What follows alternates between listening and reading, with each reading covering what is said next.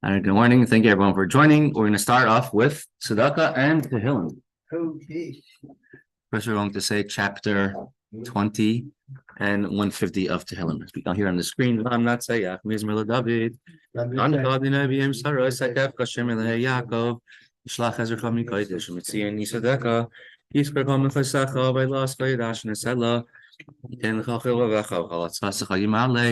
Rabbi Shuasach, Hashem Eloheinu Nidgal, Imal Yadina, Kamishal Isacha, Nata Yadati, Yeshia, Adonai Mashiach, Hanei, Ushmei Kacha, Vigoroi Seja, Yaminai, Eila Berechav, Eila Basosim, Anachnu Beshem, Adonai Eloheinu Naskir, Ema Karom Follow, Anachnu Kamna, Vani Saidad, Adonai Yeshia, Malach Yaneinu, Vyainu Kareinu.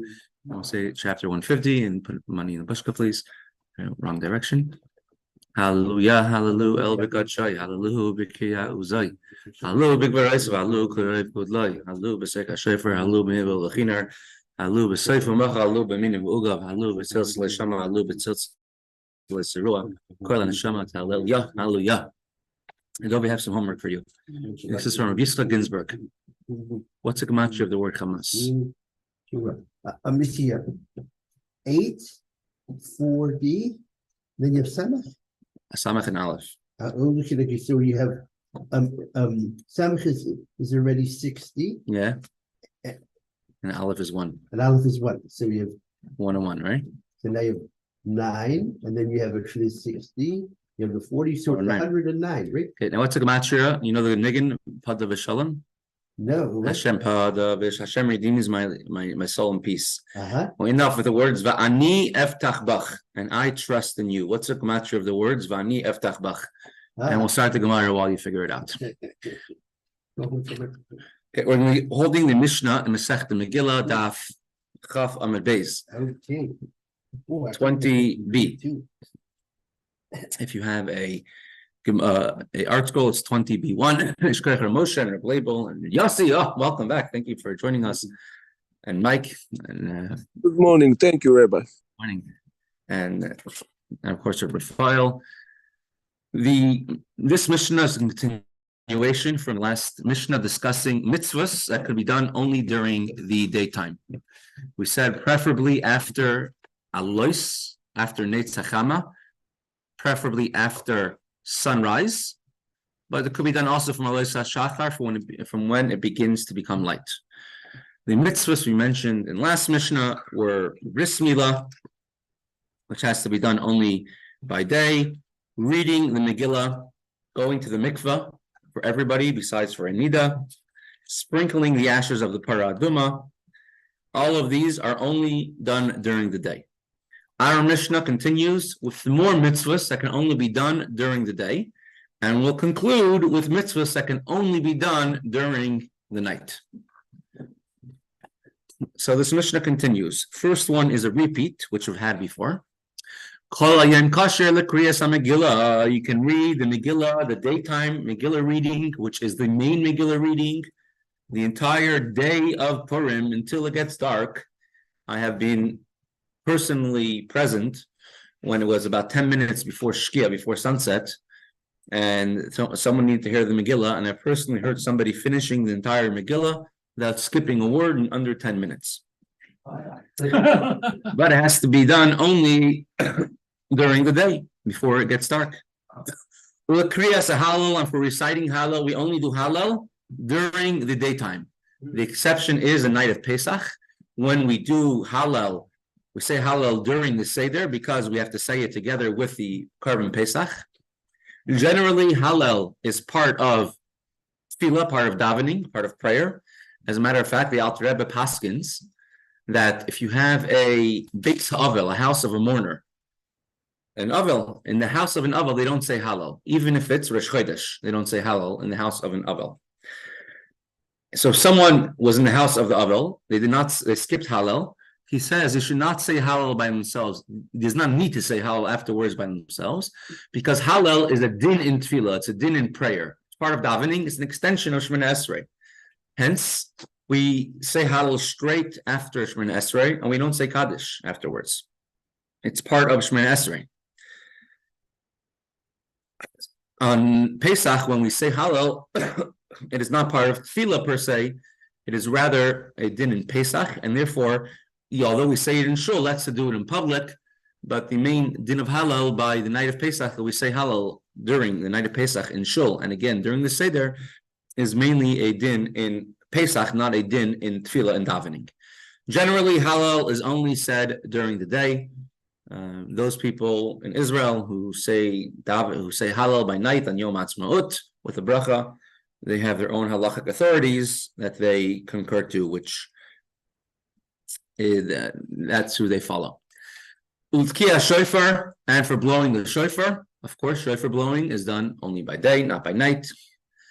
Ulatilas lulav, and for shaking lulav and esrog, brought up a picture of shaking lulav and esrog, must be done only during the daytime, cannot be done after it gets dark, after sunset. Ulatilas musafin ulumusafin. There's davening shachris, the daytime prayer, of course, has to be done during the day. Musaf is an extra prayer which we say on Shabbos and Yom Tov and Rosh Chodesh, essentially any day which there was an extra carbon tzibor, a communal carbon in the Beis HaMikdash, and those days we daven an extra prayer. And there are two opinions, as the Gemara will bring, in until what time of day can Musaf be davened. When it comes to tefillah davening, there is Zman Tefillah, right? So just do Zman in Pittsburgh for today. Just pull that up. So today the Zmanim, it says Soif Zman Tefillah, latest Shachris, 10:33 a.m. That's when you should daven Shemoneh Esrei by. Now there's opinions which say Soif Zman Musaf, davening Musaf should be an hour later, by 11:30 a.m. However, our Mishnah paskins that Musaf can be actually davened the entire day until sunset. So right, it has to be done preferably, obviously, before Mincha, but even after Mincha, b'diavad, it's okay. So when the time for Mincha comes, you should daven Mincha first. Correct, before Musaf, right. But Musaf can be davened the entire day. Right? As Rabbi Carr pointed out, if the time of Mincha came, and he didn't daven Musaf yet, he should daven Musaf. Mincha before Musaf. Musaf, and in the Beis HaMikdash itself, it was the same thing. The extra carbon can be brought the entire day. Although, of course, it's reason makdim in the Mitzvos, it's a mitzvah to do things the earlier the better, but it can be done the entire day. Ulavidoi haparim. The special karbanis cows in the Beis HaMikdash called vidoi.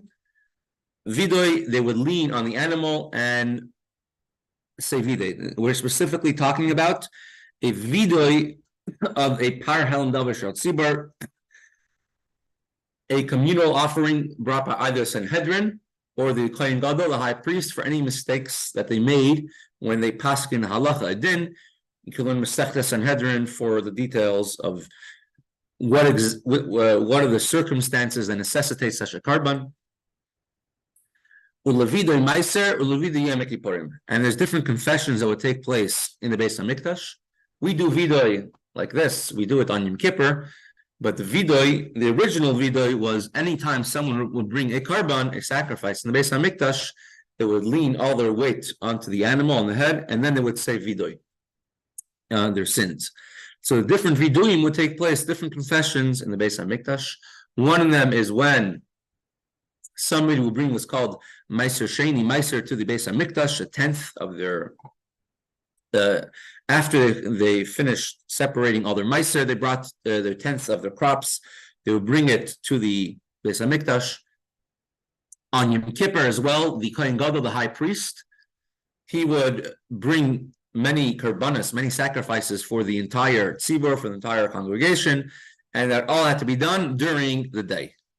These are all different karbanas, and like every carbon is done during the day, this must be done during the day. The smicha, placing your hands on the carbon, also must be done during the day. Shchita, we're going to go through all different details of bringing a carbon. Shchita is slaughtering the carbon, the animal. The tnufa is waving. Certain carbonis require that you wave it. Carbon saita, carbon nazir, certain parts of the carbon, certain minchas, meal offerings, flour offerings, Parts of the animal have to be waved. All of those have to be done during the day.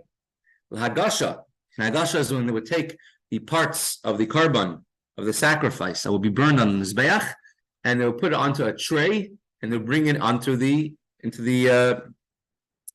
close to the mizbeach to be brought to the mizbeach, and that itself was a type of avodah in the Beis HaMikdash.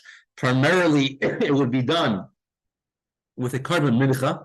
There's a special halacha, korban mincha, a flower offering had to be put next to the mizbeach on the ground, and then only afterwards, when a certain process was done, it had to be brought onto the mizbeach. It's called hagasha, and in the Torah, it's called the word v'hikriv, and he came close.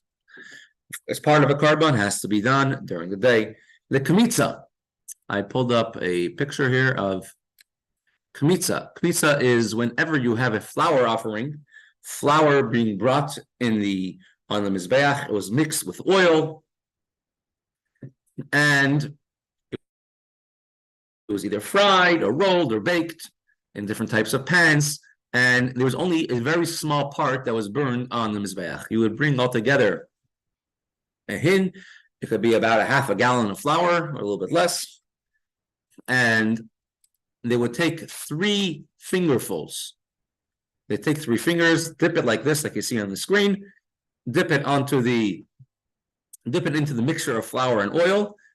It's called a fistful, but only 3 fingerfuls, and then they would take the last 2 fingers, wipe off any excess, and that was a part that was burned on the mizbeach, on the altar.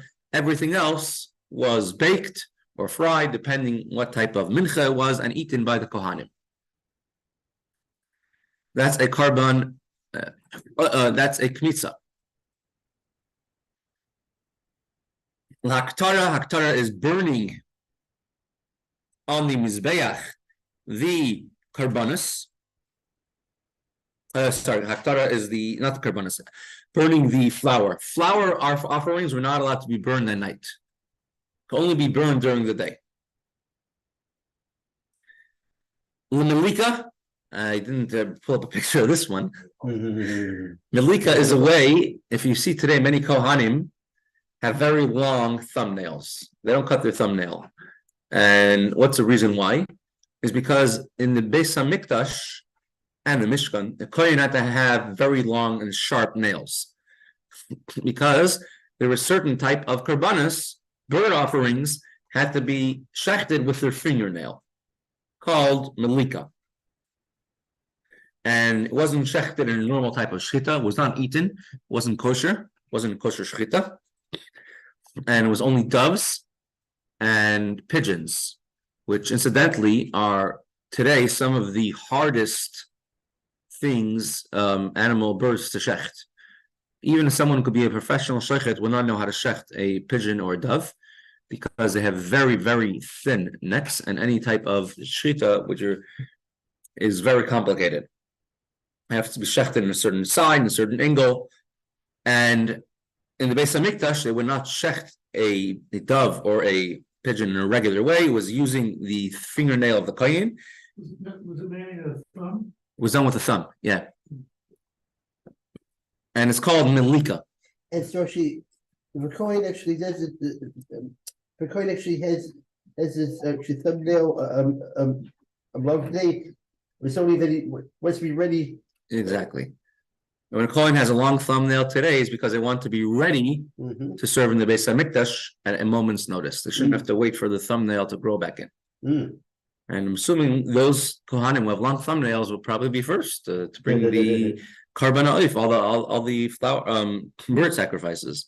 Same reason why the Rambam says a kohen should not get drunk today. Because he has to be ready. He has to be ready to serve in the Beis HaMikdash. And even more than that, it says many kohanim don't drink wine, because even a revius of wine can make someone drunk. And although it takes only 18 minutes, according to one opinion, to become sober, many kohanim still, the Rambam says, should not drink wine, because we're saying that we could assume perhaps that within 18 minutes from now, Mashiach will come already. We'll have the Beis HaMikdash, and a kohen has to be ready to serve in the Beis HaMikdash, already starting to do the avodah within 18 minutes from right now. And therefore, Kohen cannot drink wine today because of that. Where else has to learn? Actually, have to be tutored. Well, many Kohanim actually do learn halachas, and all the brisker yeshivas learn kachim for this reason. Oh yeah, the Chaim actually kind of actually to learn that he was actually having like. Chaim was a kohen. He learned Mhm. all the halachas kachim, and in his yeshivas, many yeshivas today go in his ways. Brisker yeshivas primarily that they learn kachim, learn halachas of karbanis and the Beis Hamikdash. Continue the next one.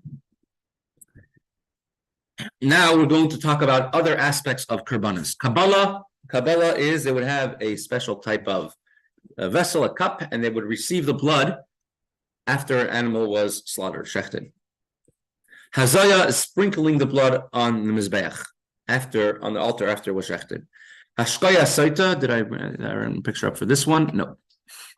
I looked for pictures, I couldn't find any appropriate ones. For a saita is a woman who is given water by her husband to drink water, which Hashem's name was erased inside of it. And of course, that's brought with a carbon together with a sacrifice and has to, of course, be done by day.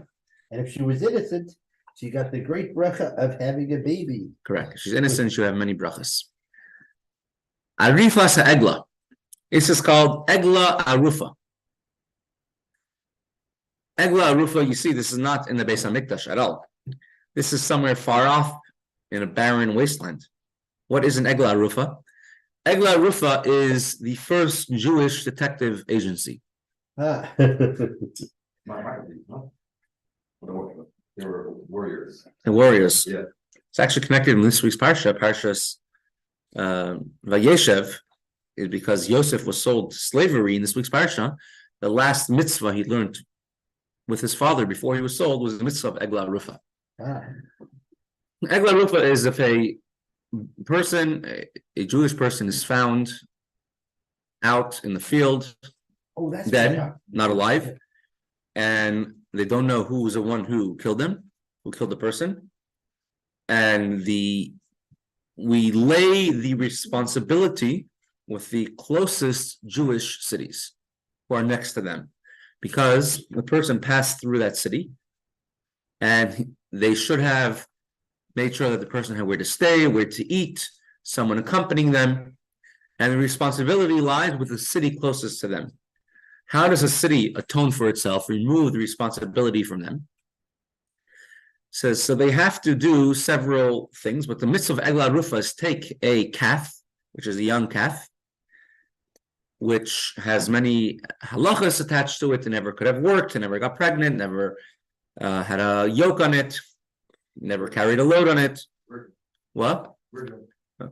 And find a place outside of the city, not necessarily where the person was killed, but a place outside of the city with a river next to it.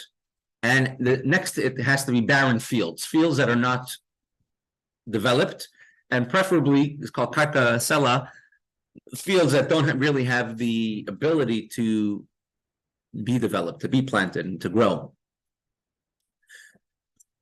And if you're not sure which city is the closest city, they measure from where the person was to the closest city. They measure from the nose of the person, of the dead body, to the closest city. And then the elders of the city and the leaders and the rabbis of the city, they all come and they bring the calf, and they have to shech the calf, kill the calf right over there next to the water in a barren place. And they have to wash their hands and say, we are not responsible for this. We did not do any of this. We made sure that the person was accompanied by people from our city, and he had food and he had what he needed. And they washed their hands, and it's the Kohanim have to arrive there, and the Kohanim say, you see these people with pointed hats, Kohanim, and they say, Kaper la'amcha Yisrael, may be an atonement for your city. And there's a lot of reasoning for the mitzvah, but of course, you're doing mitzvah because it's a chayk. They say a person who was, unfortunately, his life was cut short, so to atone for it, they take a calf which did not manage to have any children, come to a land which cannot produce any fruit, and to say that we we are doing everything to make sure such a thing does not happen again. And then you need an atonement because something happens in your area, you have to have a connection to it. There's a shliach in California. His name is Rabbi Chaim Itkin. He was in California. Now he lives in Florida, in Bell Harbor. So Rabbi Chaim Itkin was a shliach in San Francisco in the 70s, very active shliach. There was one time back then in the 70s, California was full of crazies. I don't know if it's any different now. Oh, they still have their crazies. There's a lot of crazies there, including the governor. So there were many, but then it was all the rage in America. Then in the 70s, there were cults and groups of all different sorts, of all different types, and it caught a very big fervor among Jewish people as well. So there was one, you could say, sort of cult which had a stand down, they did some very wild things, and they were somewhere, I don't know, 100 miles out of San Francisco. And there's a very wild cult and did a lot of crazy things, and the government cracked down on them. So the leader of the cult said, okay, everybody, it's a sign from heaven that whatever, we're not this. We all have to kill ourselves in order to perfect ourselves. And they all did a mass suicide, this entire cult altogether. Before the cult leader had witnesses against him, he made everyone kill themselves. But anyways, there was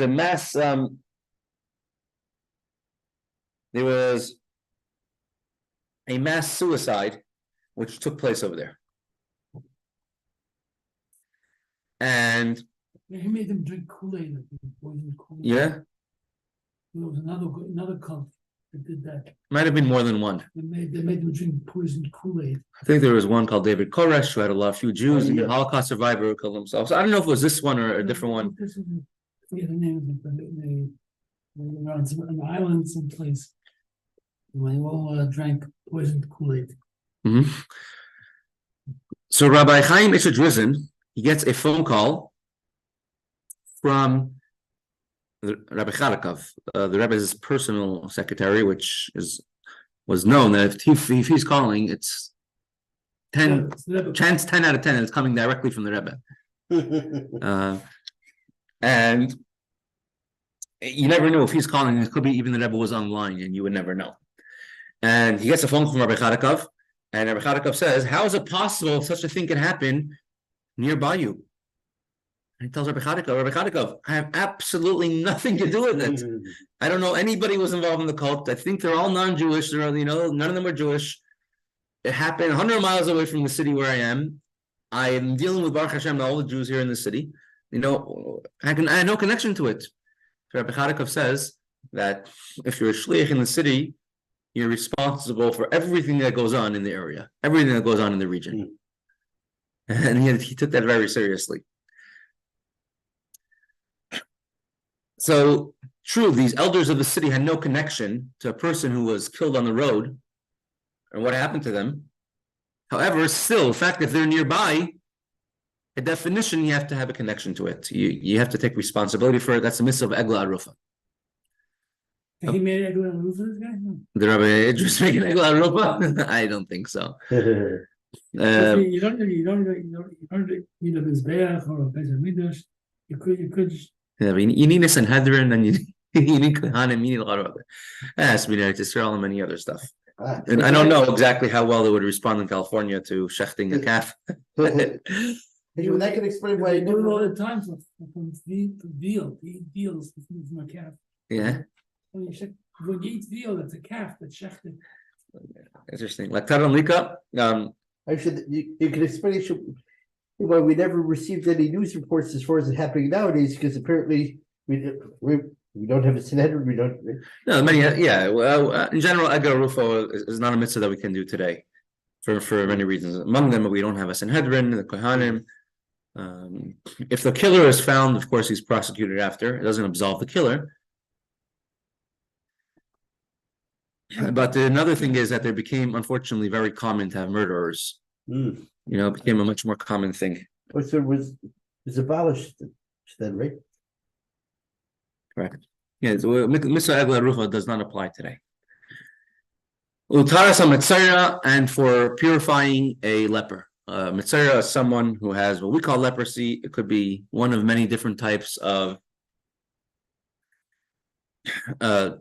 skin ailments, which is a spiritual skin ailment that came from a result of somebody sinning, primarily Lashon Hara.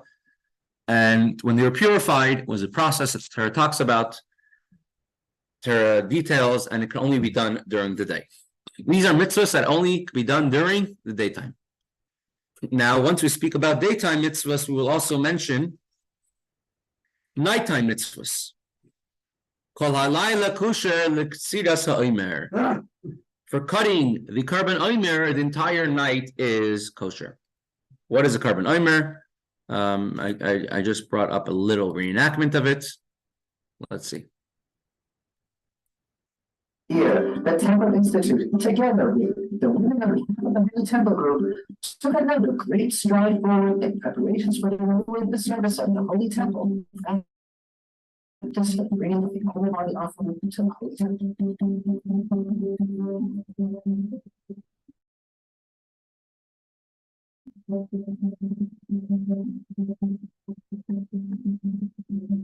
Is a biblical nature, more specifically, the Omen offering is a foundational offering consisting of new barley that is brought to the Holy Temple on the 16th day of the month of Nisan. This year, at the conclusion of the first day of the festival of Passover, on the 16th day of Nisan, barley for the Omen offering was harvested at Kutres. And in Jerusalem, the kernels of barley were beaten and sifted through 13 sieves, just as was done in the temple courtyard on this very day.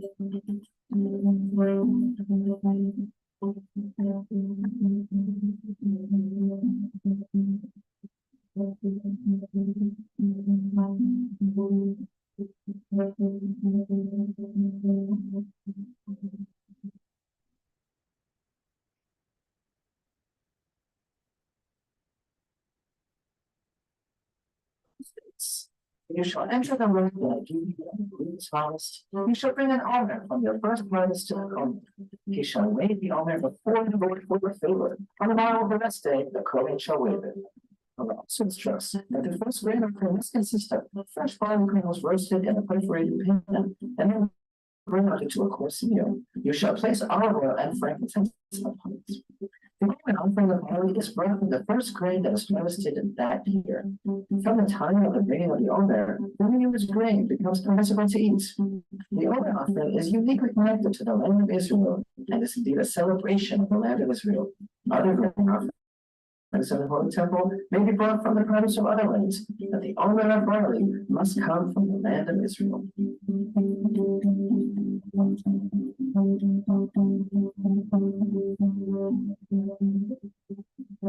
That's the idea of the carbon omer.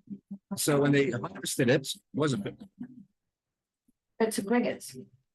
So when they did harvest the omer, they made a very big to do about it, and it was done the night after Yom Tif, so the second night of Pesach, and there was a very big ceremony involved with it. Many Kohanim, there's a description, they would ask questions and answers and questions and answers in order to publicize it, to make a big deal, and to show how the Torah way is, the way we do it is correct interpretation of the Torah. So the carbon omer was cut by night, and this can only be done by night. You can't cut it during the day. If you cut it during the day, you got to recut new only by night. So kol halayla kosher l'ksiras ha'omer, cutting down the barley for the omer offering was the first new grain from the new year that was allowed to be eaten. Even today in Eretz Yisrael, for sure, you have to be careful on what's called chadash, a new grain.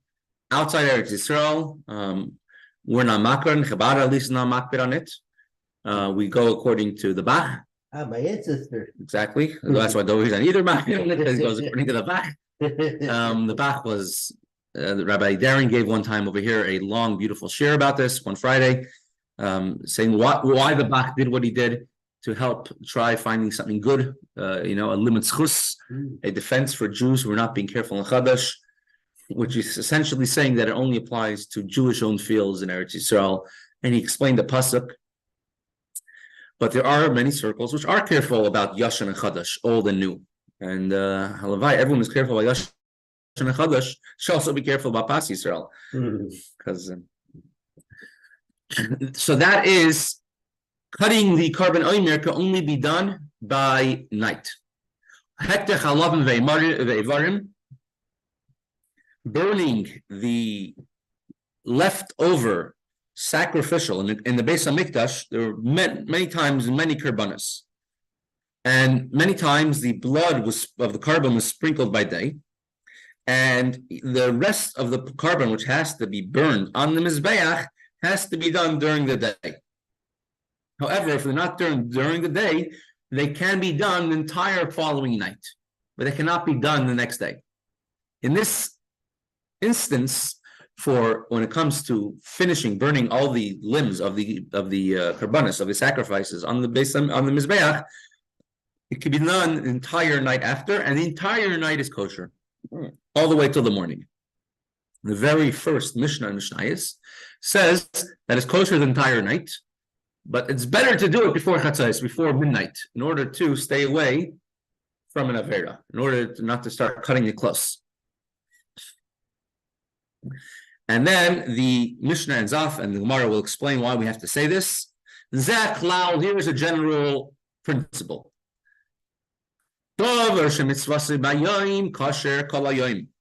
Anything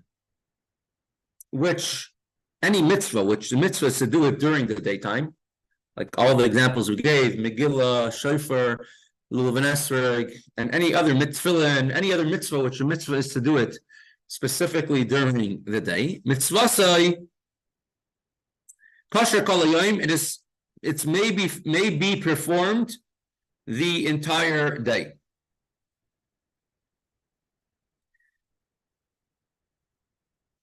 And obviously, this is only a mitzvah which the Torah does not give a specific time.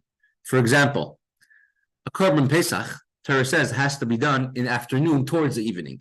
So you can't bring it in the morning. That much we know. Unless there's a specific time giving in the Torah, a daytime mitzvah could be done throughout the entire day, from early morning to late at night. Well, obviously, you cannot daven mincha in the morning, correct? That can only be done in the afternoon. But generally, unless otherwise specified, a daytime mitzvah can be done throughout the entire day. That's the Rebbe said to publicize the very first time the Rebbe came out with the tefillin campaign in 1967. You tell all the soldiers that one who did not put on tefillin in the morning is able to put it on the rest of the day, throughout the day. Davar shemitzvasei balayla, kasher kol ha-layla. Anything which a mitzvah is supposed to be done during the night, it's kosher throughout the entire night. Meaning you don't have to do it specifically in the beginning of a night or the end of the night. It's kosher the entire night. So, for example, eating matzah is allowed to be done the entire night because matzah is allowed. I'm saying it's a special mitzvah. So, therefore, however, the korban pesach can only be eaten until chatzos, till midnight. After midnight, it's considered to be noiser, it's extra leftovers, you're not allowed to eat it after chatzos. You said the korban pesach, right? The korban pesach. So therefore, in the times of the Beis Hamikdash, when you ate matzah together with the korban pesach, and you were not allowed to eat anything after the korban pesach, that's called the afikomen, you weren't allowed to eat anything after the korban pesach, you weren't allowed to eat matzah after midnight, during the time of the Beis Hamikdash. Now that there's no Beis Hamikdash, so we still eat matzah definitely the first night, before chatzos, before midnight. But if you didn't eat matzah before midnight, you keep matzah the entire night. Because the mitzvah matzah applies the entire night. Unless the Torah specifically says that the mitzvah has a time limit, a cutoff point, it can be done the entire night. Okay, we're going to pause the Gemara here, and we'll continue with some more Kutres Umaayon. So we figured out yet the gematria of Va'ani Eftach Bach? To see if she written Take a calculator. Okay.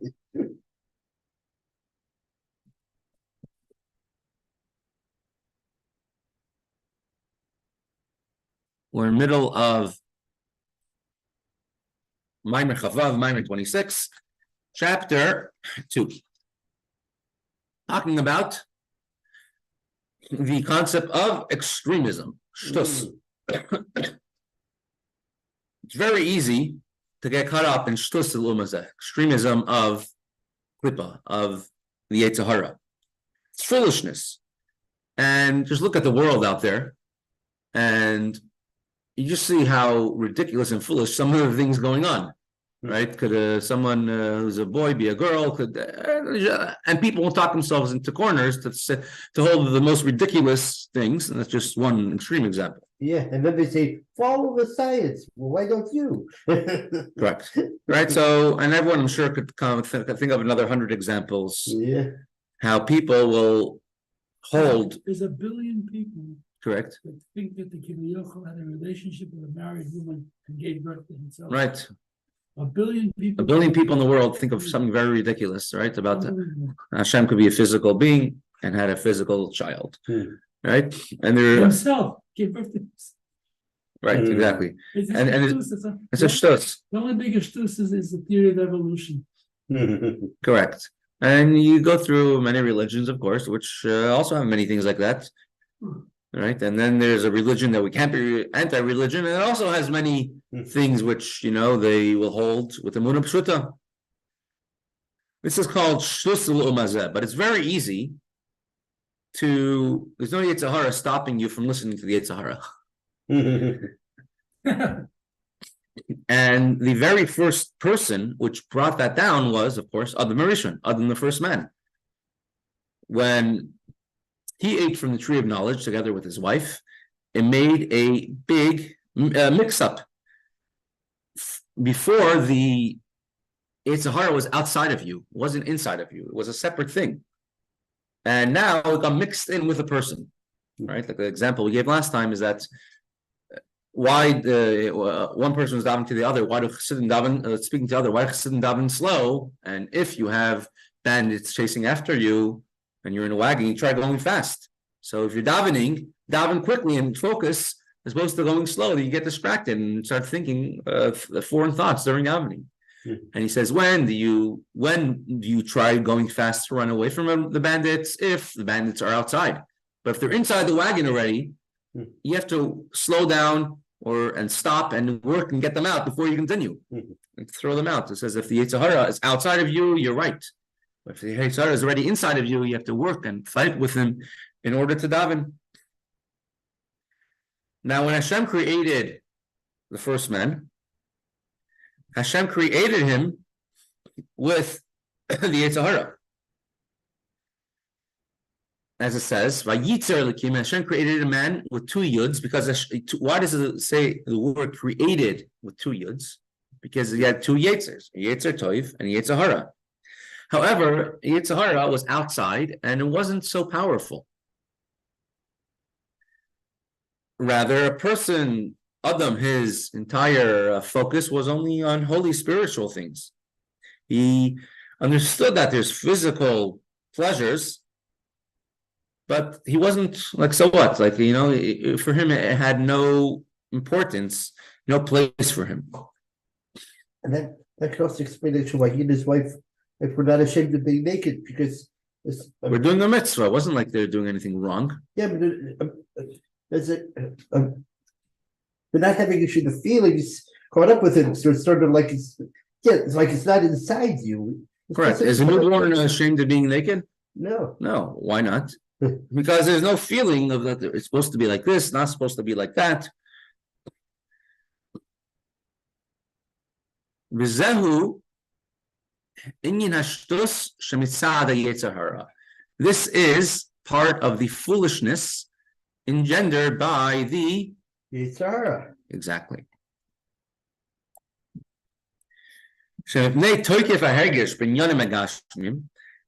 Because the Yetzer Hara has overwhelmed the senses and has made a person very aware of what's going on around them and what they need and what I don't need, and my back, and I need a hot mikveh, and it should be the biggest time we all have. And he could very easily lose the right perspective. and it's only a downward spiral. And unless you stop and look where we're holding, it's just going to continue in this same path, right?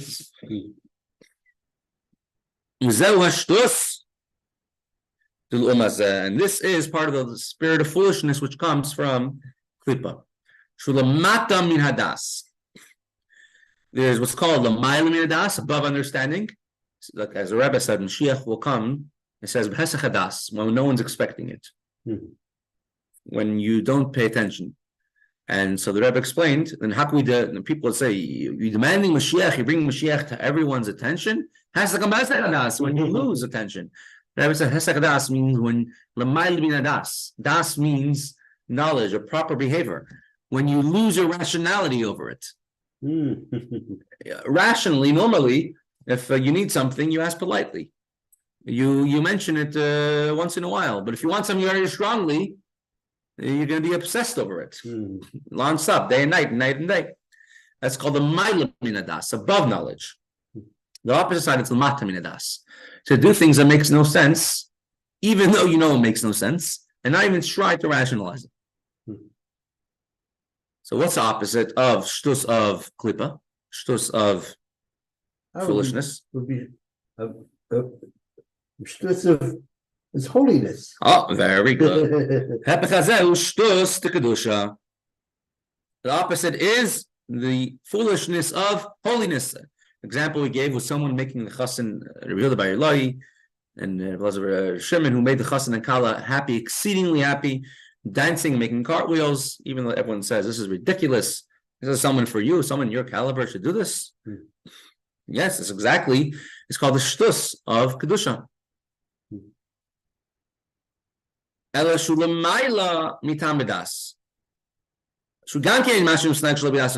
doesn't act normally. He goes above understanding. He doesn't go according to natural feelings, natural ways. What we've been accustomed to, what we've been sort of initiated and programmed to follow, because that's what the world out there does. These are the norms and the standards, which is expected from everyone, and that's what we follow. And someone who's in Kedusha, l'mayl mitam hadas, he goes above any rationality in a good way. He breaks those norms, he breaks those expectations and barriers. And even he's not listening to, you could say, the norms of what you could say a tax-paying or a citizen or even what a Torah Jew should do. For example, Esther, when she went to King Achashverosh, did she ask a rabbi, am I allowed to do it? She would have asked a rabbi, a Rav, am I allowed to put my life in danger? Rav probably would have said no. There's a very low chance of succeeding. You have no right to put your own life in danger. There's no immediate urgency because the decree is only in a year. Wait until the king calls you and then bring it up. And instead, she goes immediately after 3 days listening to Mordechai, going up here Mesiras Nefesh. You don't even go according to the calculations of Kedusha. You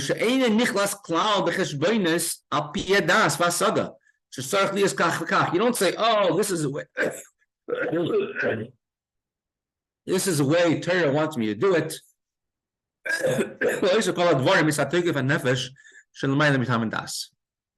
He acts by the intensity of the neshama, higher than rational faculties. My grandmother's side, my father's mother. So she came from a very long, distinguished line of Chabad Hasidim for many generations. Was this your my grandmother, right? And what's interesting is there was a big chassid named Mordechai Duchman, and he was looking for a chassid for a chassid of the Marash, Tzedek. He was looking for a chassid for his daughter. Was looking for a groom, for his daughter, a bacher, a boy. And he went to the yeshiva, and being as a very respected chassid, he asked around, who's the top bacher in the yeshiva, looking for a good bacher or one who could learn very much, a mensch, a nice person. And there were two labels and two bacher named Label in the yeshiva. One is called Label the Schwarze, one is called Label der Geller. Label the black beard and Label the blonde beard. What was the second one? Label the Schwarze, the black beard, and the Geller, the blondie. Right? So everyone told him you should go to Label der Geller, Label the blonde beard. He's a top boy.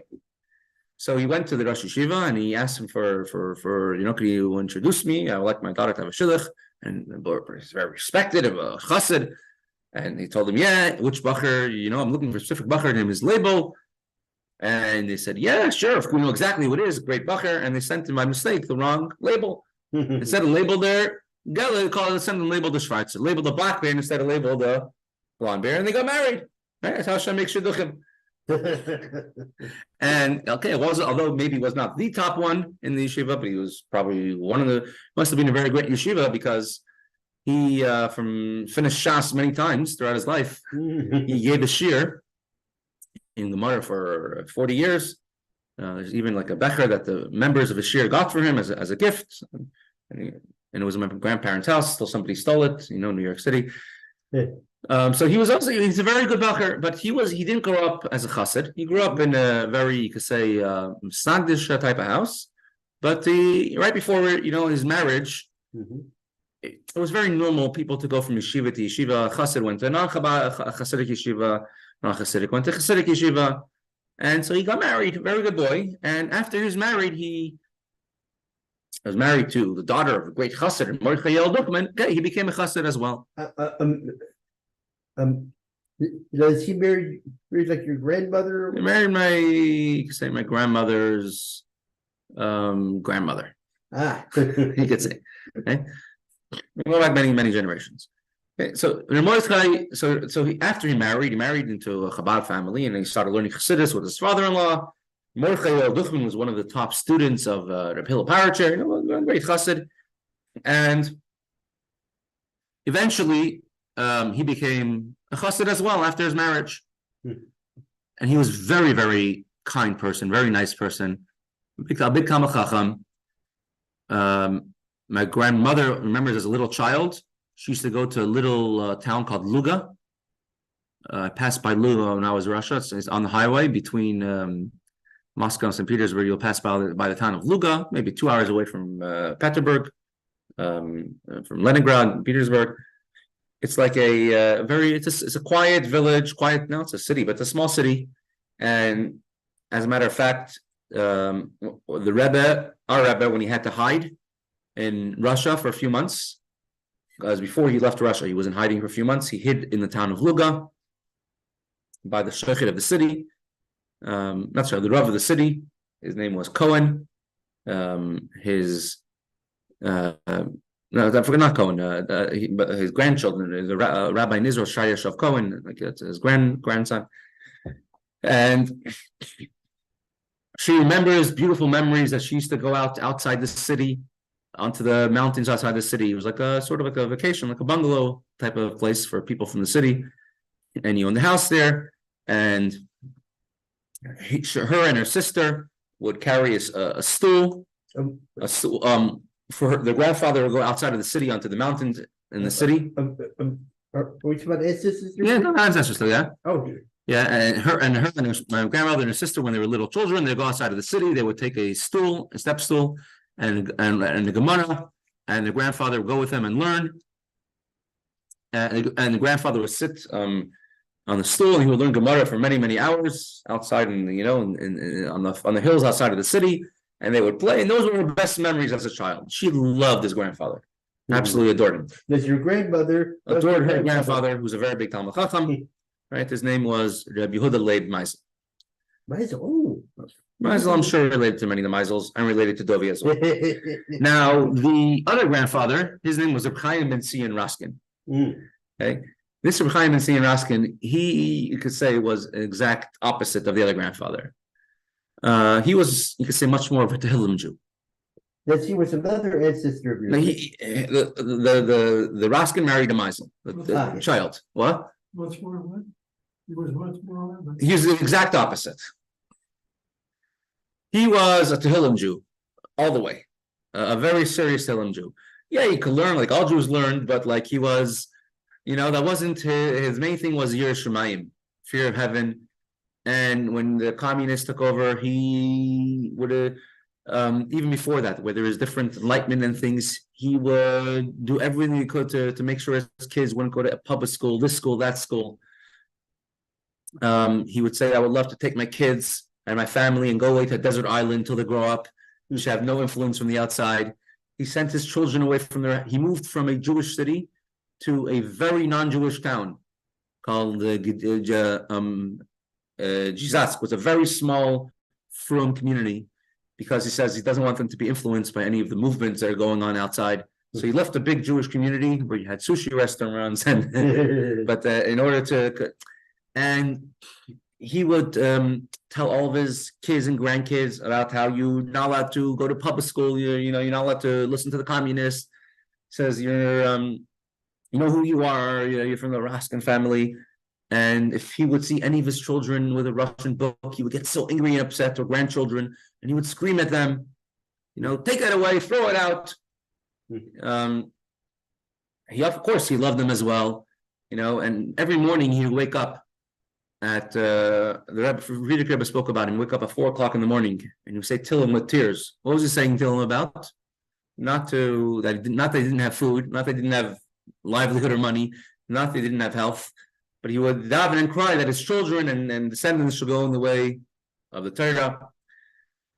And she was actually scared of his grandfather, because whenever they would go visit her, and they lived in the same city when she was growing up, he would always scream at them, how you're not allowed to go to public school, and you're not allowed to give in to them, and you have to keep Shabbos. And she didn't like him as much. She was more scared of. One grandfather she loved and adored. Well, my grandmother growing up. She would tell us these stories. That's why I'm repeating it. It has to do with this. It's called Shtus Kedusha.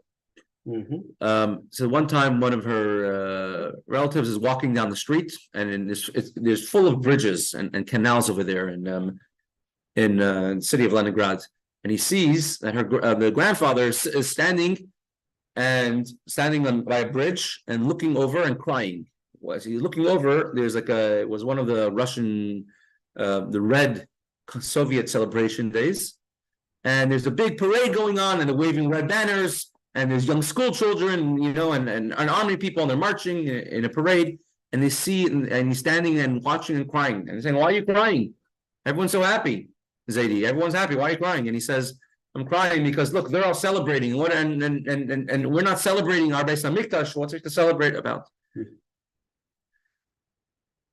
Anyways, when it came to communist persecution, so one grandfather was very, like I said, militant. You're not allowed to give in to them. You're never allowed to go to public school. You're never allowed to associate with them.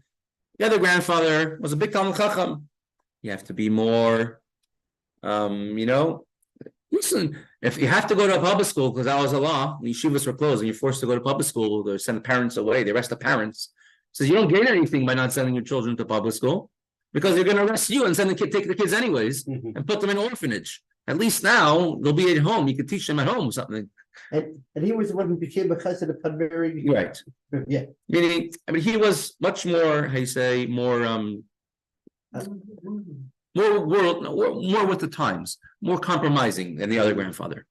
He didn't have, we could say, in the same way, the shtus, the foolishness of kedusha, of holiness.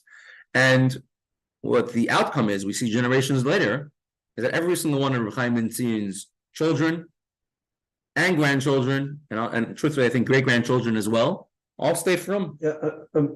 Which one was this actually? The Raskin one, the extremist one. Oh, yeah. Right? And the other one, his children, some of them stayed from, a lot of them didn't.